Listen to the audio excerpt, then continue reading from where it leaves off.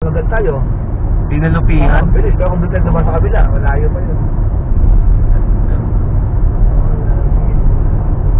Pauwi na kami guys, pauwi na kami ng Caloocan. Mag-alas 4.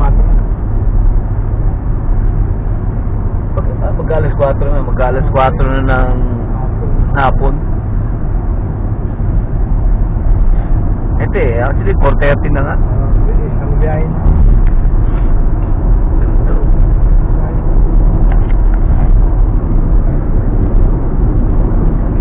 Ako pa rin dahil tulog na.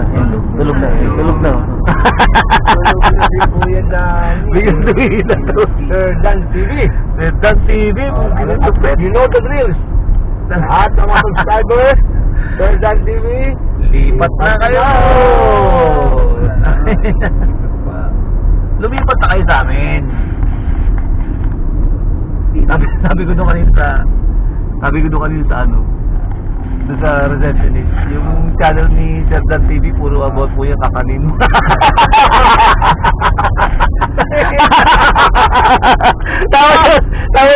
Kakanin po tayo. Mga putubugbog. Opo, mga ano yun, food taste test po ni Sir Dan TV, mga kakanin sa mga lansangan. Hindi ka kanin kasi yung ano, magkawala ako kay pambayad. Pwede yung toss ko hindi. Yun, puta pwede. Tayo ba hindi kang hinati ng tinitog, no? Oo, pwede, oo. Hinati ng tinitog. Pinarugag mo kakasin ko. At ako si Boss. Nagulat siya eh. Yung Sir Dan TV po, yan. Ano yung Sir Dan TV na channel? Bakit sir?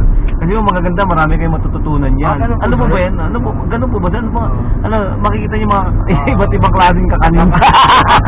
Alam mo. Boy K. Kung may Boy K, may Boy K. Ganito. Palayan pa guys.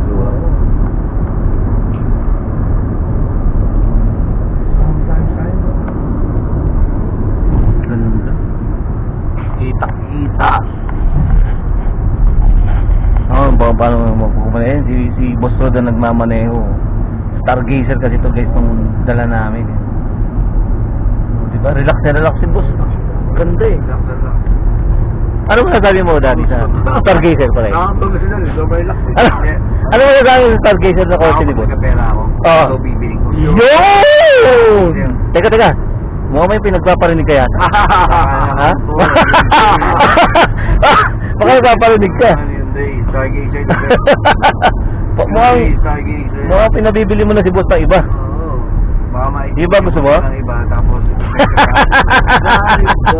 pero bumili muna tayo ng garahe. Okay, garahe. Ang laki ng garahe mo doon, Fisher Mall sa likod. Ang laki ng garahe mo doon. Overnight parking. Oo. Fisher Mall, laki doon. May garahe po. Ganda.